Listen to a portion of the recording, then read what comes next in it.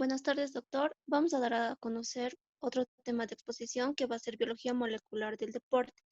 Los integrantes de la exposición son Jessica Illanes, Ayan Yusco, René Machicado, Alejandra Valdés y Trinidad Aris.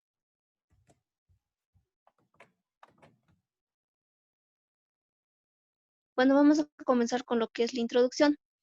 La actividad física es todo tipo de movimiento corporal que realiza un ser humano durante un determinado periodo, ya sea parte laboral o momento de ocio o de descanso. Este movimiento aumenta considerablemente el consumo de energía y niveles del metabolismo de reposo, donde se va a perder o va a inducir al consumo de las calorías. La actividad física diaria tiene beneficios para la salud, tanto cardiovasculares, musculoesqueléticos, inmunológicos y actividades físicas a la vida cotidiana. El deporte se define como cualquier forma de actividad física organizada o no cuyo objeto es expresar o mejorar las actitudes físico-químicas. El deporte se define como cualquier forma de actividad física organizada o también es expresar mejor las actitudes físico-psíquicas. La célula muscular solo es capaz de obtener energía química a partir del ATP y los macronutrientes que deben ceder la energía de los enlaces químicos.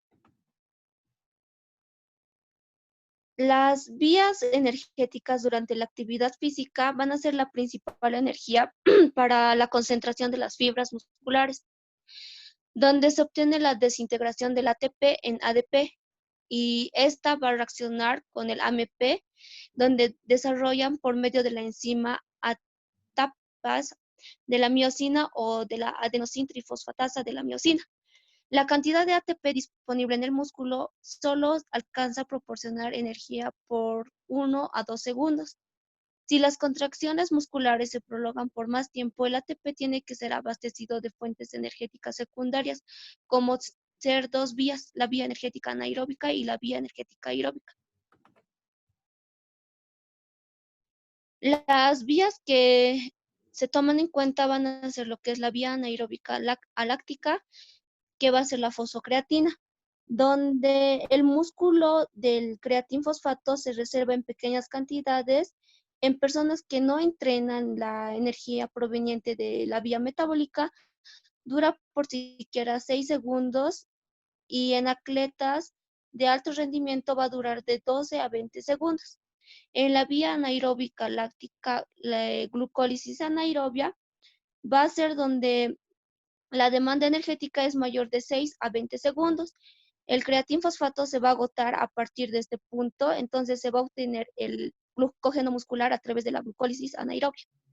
La vía aeróbica va a ser donde puedan dividirse en dos ejercicios, tanto físicos de larga duración y ejercicios físicos de corta y mediana duración.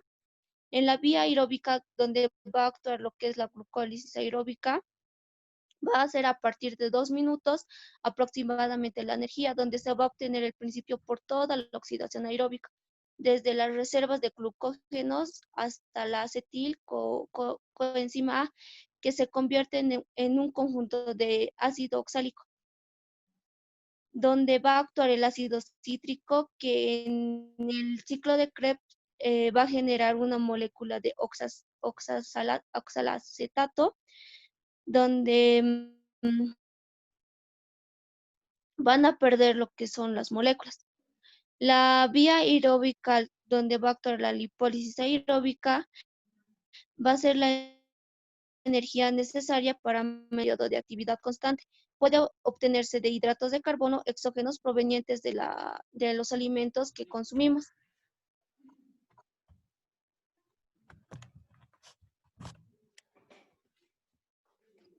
Otro punto que se va a tocar son los tipos de fibras musculares y su influencia en el rendimiento deportivo.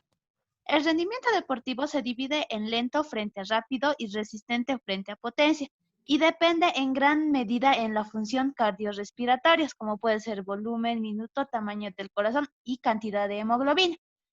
Esta, así como de la hipertrofia y de los tipos de fibras musculares del músculo esquelético.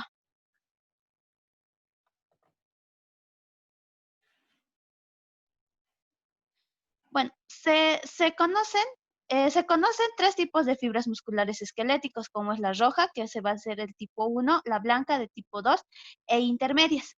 La diferencia funcional de las fibras van a depender del comportamiento de la ATPasa de la miosina, ya que las del tipo 1 emplean la vía oxidativa, mientras que la del tipo 2 la vía glucolítica anaerobia.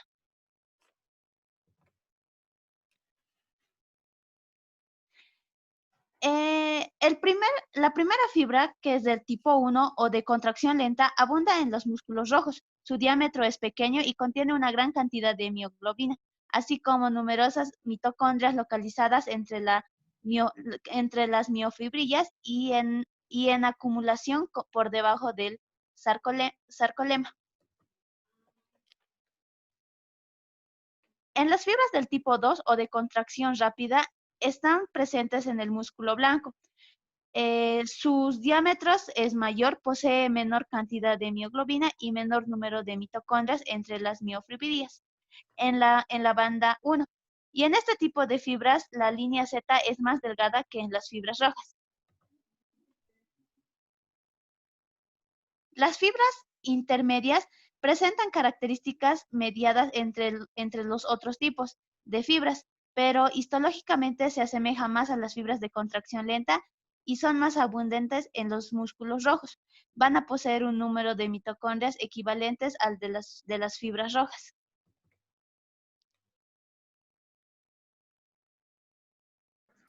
Continuando con los cambios fisiológicos propiciados por el ejercicio constante va a inducir a cambios corporales, como puede ser el metabolismo energético más rápido, la masa ósea más sólida y resistente, el aumento del tamaño de las mitocondrias de las células musculares. También hay un ejemplo que el ritmo cardíaco en los que son atletas va a oscilar entre los y los 40 latidos por minuto. Y en una persona que no entrena va a ser de 60 a 90 latidos por minuto. El incremento de la capacidad de oxígeno va a derivar de un agrandamiento de los pulmones.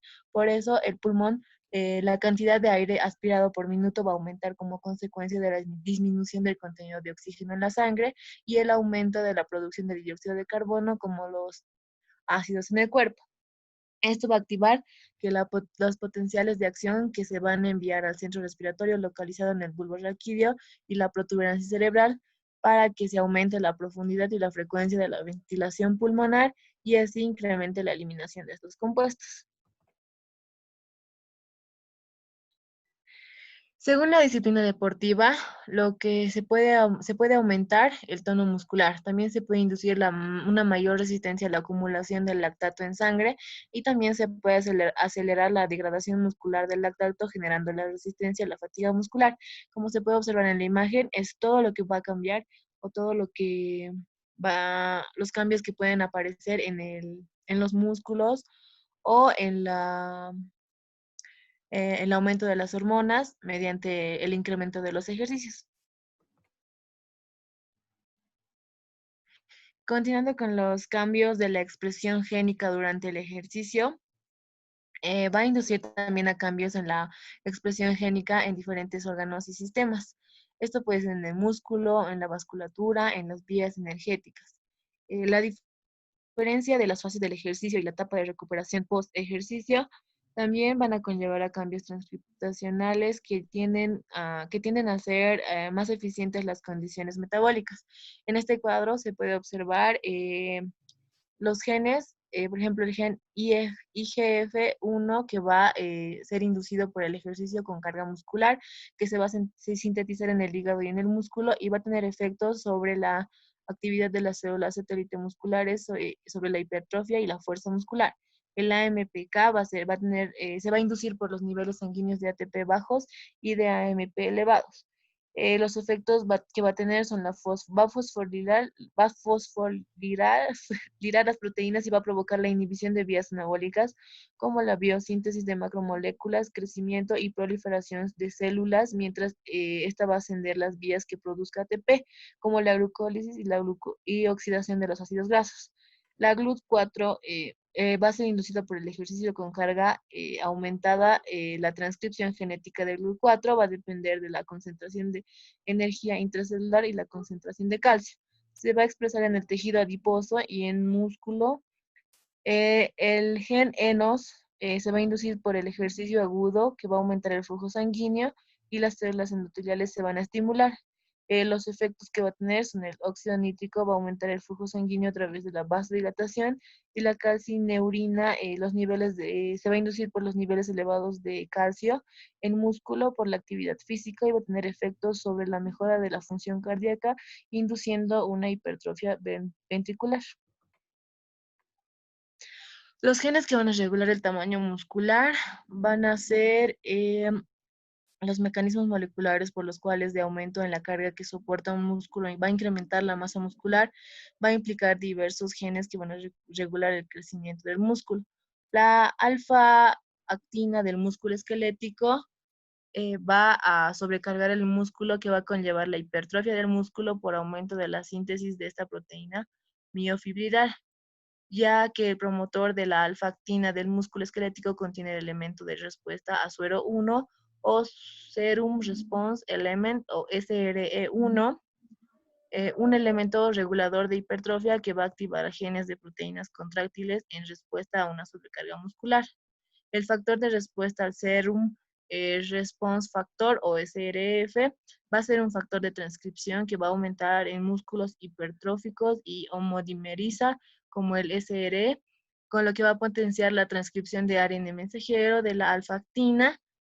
Va a aparecer que este mecanismo va a ser responsable de la hipertrofia en la fase tardía en los cambios adaptativos inducidos por el ejercicio.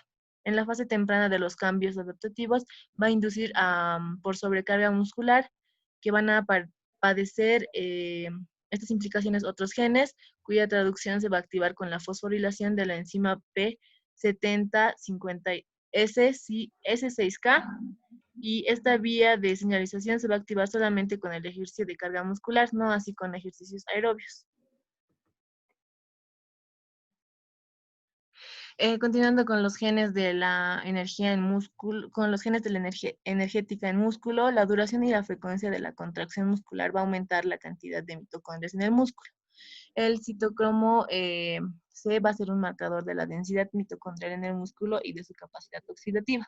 Durante el ejercicio, los niveles de ARN mensajero, el citocromo C y su proteína se van a incrementar, y en los periodos de inactividad van a disminuir. La actividad de la adenosín monofosfatosinasa va a aumentar de 2 a 3 veces durante el ejercicio, y va a ser responsable de inducir algunas de las adaptaciones al ejercicio de resistencia, como el incremento del GLUT4, exocinasa, proteína desacoplante 3, y va a variar, y varias enzimas van implicadas en la oxidación mitocondrial en el músculo. Otro mecanismo va a ser que el ejercicio constante va a inducir una hipertrofia cardíaca, cuyo efecto va a ser el efecto del aumento de la reserva cardíaca. Los genes cardiovasculares. Durante la actividad física, el ritmo cardíaco y el flujo sanguíneo van a aumentar, por lo que se requiere la dilatación vascular. El endometrio va a funcionar como un modulador del tono vascular, sintetizando y liberando óxido nítrico, lo que va a promover una vasodilatación. El incremento en óxido nítrico mediado por el ejercicio se va a deber a una sobreregulación génica y proteica del óxido nítrico sintasa endotelial. El óxido nítrico sintetizado en el entrenamiento con ejercicios aerobios va a incrementar los niveles del ARN mensajero de superóxido dismutasa endotelial en las células del músculo liso adyacentes, que va a prevenir la degradación del óxido nítrico mediada por los radicales superóxidos, y se va a prolongar su vida media. Va a regular de forma negativa las moléculas centrales de procesos en los que se va a consumir el ATP, como el TORC2, glucógeno sintetasa, el SRBP1 y el TSC2, lo que va a promover la inhibición de la glucogénesis y la síntesis de glucógeno, lípidos y lipiproteínas. Continuando con los genes del metabolismo, la AMPK es un sensor de los niveles de ATP. Los niveles energéticos bajos van a estimular su activación, con lo que las vías de señalización van a regular positivamente y se van a restablecer las reservas de ATP. La MPK va a aumentar en músculos con fibras rápidas en respuesta a la contracción con carga. Los efectos corrientes abajo de esta enzima incluyen la estimulación de la expresión génica de los GLUT4 y la exocinasa de moléculas que van a estimular la oxidación de ácidos grasos y glucólisis como la PFK2.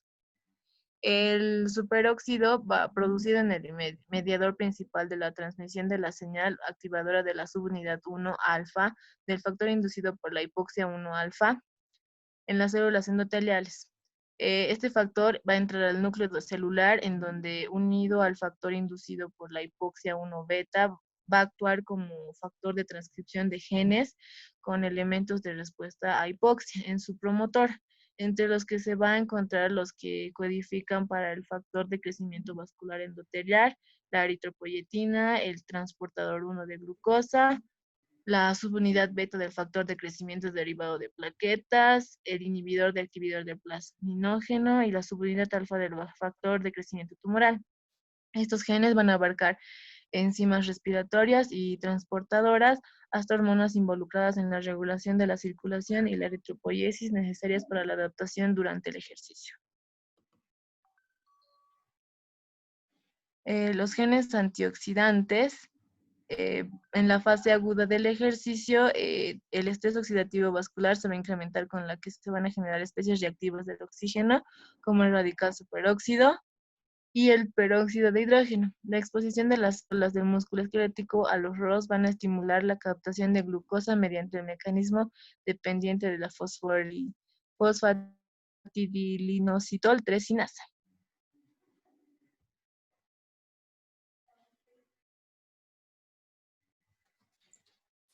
Continuando con la exposición, vamos a hablar de los determinantes génicos que favorecen al deporte.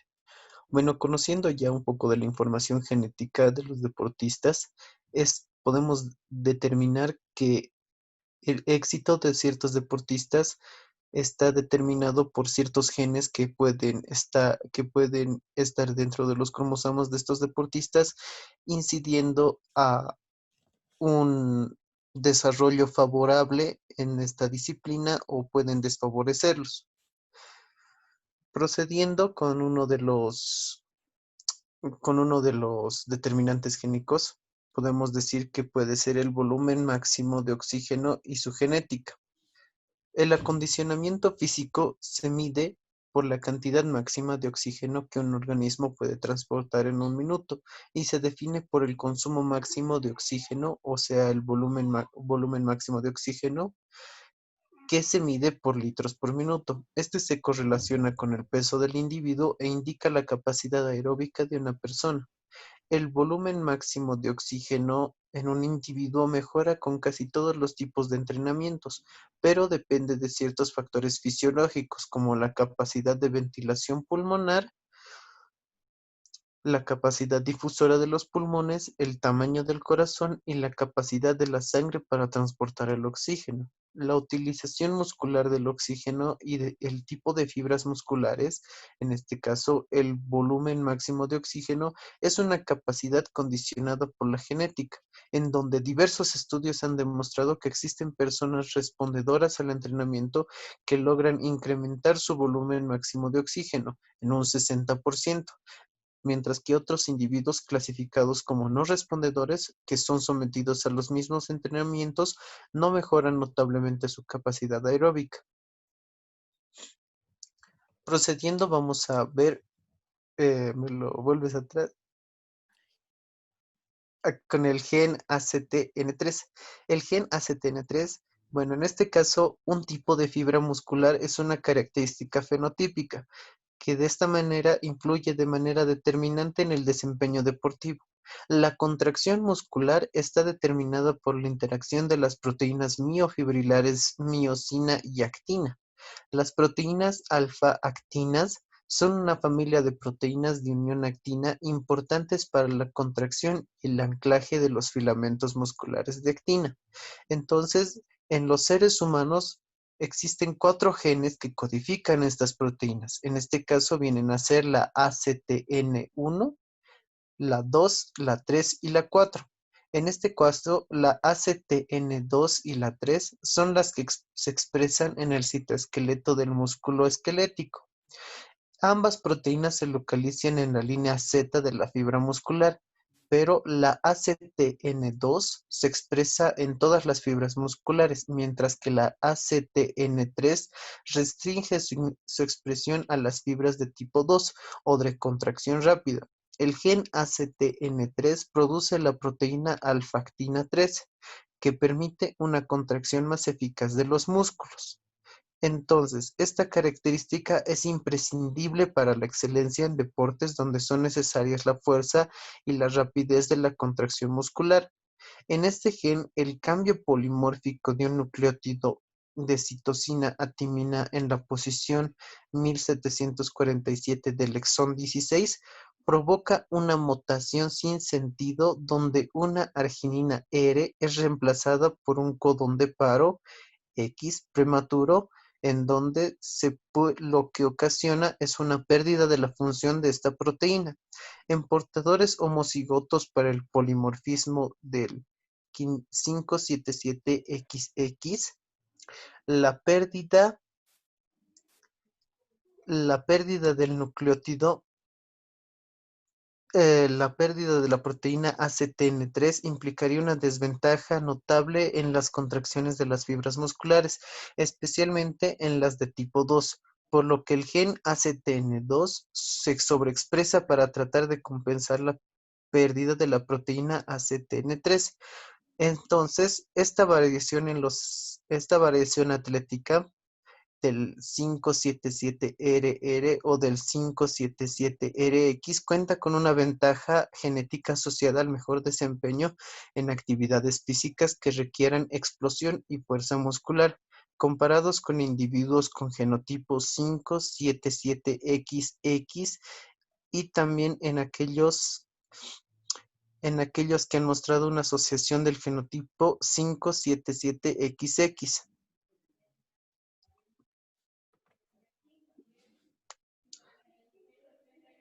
Bueno, continuando vamos a proceder con el gen AMPD1. El gen AMPD1 está localizado en el cromosoma 1, en el sitio P13 o P21. Este codifica la isoforma M de la AMP desaminasa y también denominada mioadenilato desaminasa. Esta isoforma constituye el 95% de la AMPD total y está expresada principalmente en las fibras musculares de tipo 2 durante las contracciones musculares intensas y cortas. La demanda de ATP excede la capacidad de resíntesis y genera una depresión del 40% de sus niveles de una célula muscular. Como consecuencia de ello, el ADP se incrementa, lo que caracteriza la fatiga muscular y se traduce en inhibición del proceso contráctil. Entonces, para tratar de minimizar la acumulación de ADP y producir ATP, el intenso trabajo metabólico del músculo esquelético activa la reacción catalizada por el AMP desaminasa. Entonces, en este caso, el AMP se va a transformar en IMP más amonio.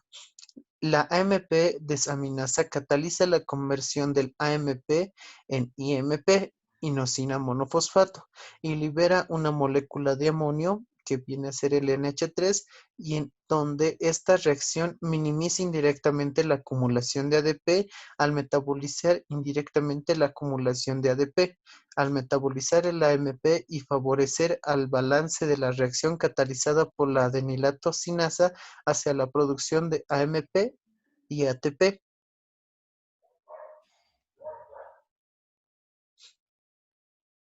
¿Me lo regresas? También tenemos el gen de la enzima conversiva de angiotensina. El sistema renina-angiotensina desempeña un papel importante en la homeostasis del sistema circulatorio y está producida por las células yuxtaglomerulares renales en donde la renina hidroliza el angiotensinógeno y genera angiotensina 1, que se convertirá en angiotensina 2 por la acción de la enzima conversiva de angiotensina. o la ECA. La angiotensina 2 es un potente vasoconstrictor que provoca el incremento de la presión sanguínea. En el sistema renina-angiotensina también se expresa en las células musculares y las cardíacas, además que la enzima convertidora de angiotensina hidroliza y por tanto inactiva a la bradicinina, que es un poderoso vasodilatador.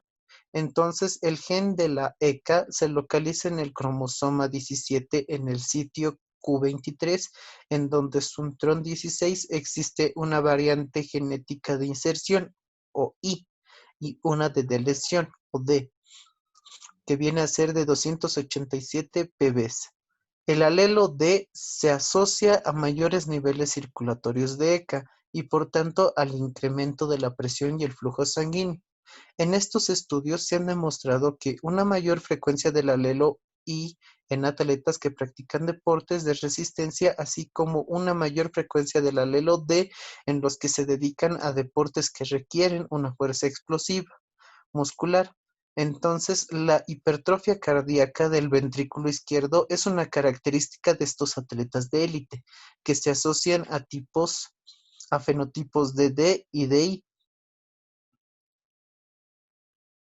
¿Me lo pasas, por favor? Gracias.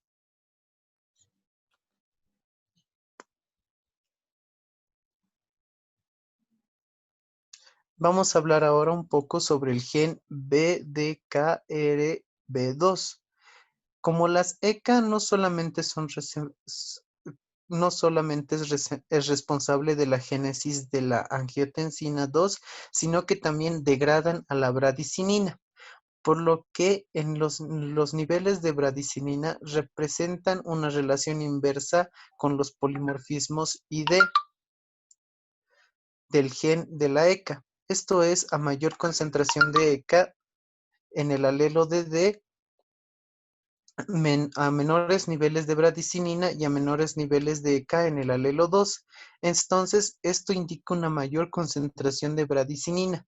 Los niveles de bradicinina intervienen o influyen en la internalización de la glucosa y el flujo sanguíneo y previenen el crecimiento del ventrículo izquierdo del corazón. Esto es por la vía de los receptores de activación de 2 de la bradicinina. Entre otros tipos de determinantes génicos que favorecen al deporte viene a estar la miostatina. En este caso, este es un factor de crecimiento que inhibe al crecimiento de los músculos, por lo que cualquier variación genética en este gen que disminuya su expresión puede tener un efecto directo en su fuerza muscular. Sin embargo, hasta el momento no se ha demostrado ninguna asociación entre polimorfismos de este gen y el desarrollo de una mayor fuerza muscular. Otro gen que viene a ser determinante o que favorece al deporte viene a ser el factor de crecimiento similar a la de la insulina tipo 1. Esta desempeña un papel importante en la hipertrofia muscular y el desarrollo de una fuerza muscular inducida por un entrenamiento con cargas. Un polimorfismo de repeticiones en microsatélites en la región promotora del gen se ha asociado a niveles sanguíneos mayores de la IGF-1. Entonces, los individuos con la variante alélica 192 de este gen adquieren una fuerza y un desarrollo muscular mayores con entrenamientos de cargas que individuos no portadores de esta variación genética.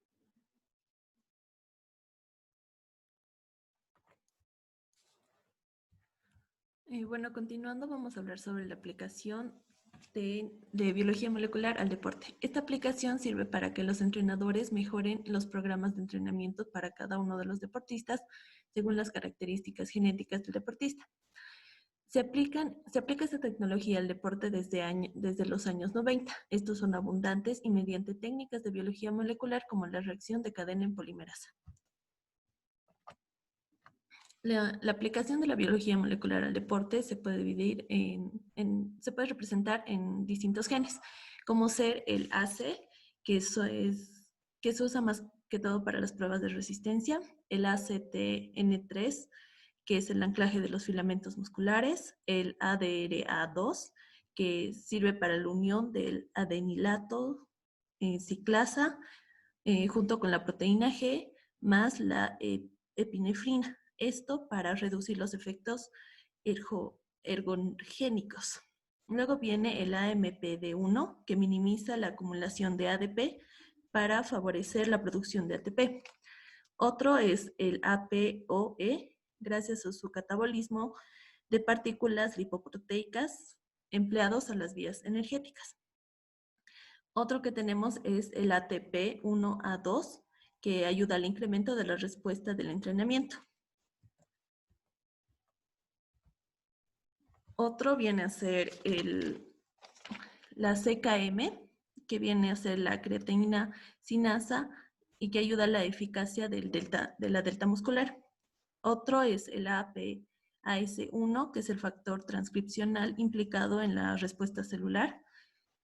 Otro HFE, como el H1F1A, HLA-A, que los ayudan con la proteína tipo MHO de clase 1. Otro, MTND5, que codifica para la NAT deshidrogenasa para la producción de ATP. El MTTT, que es un ARN pequeño. PPRA, que es un factor transcripcional que regula la homeostasis de los lípidos, glucosa y enérgicos. El PPRA-GCA, que es una proteína coayudadora que contribuye a la fosforilación oxidativa. Estos se basan en buscar las variables genéticas que permiten a su atleta sobresalir en determinada disciplina deportiva, con la finalidad de canalizar sus recursos de desarrollo, entrenamiento, preparación deportiva. Gracias por su atención.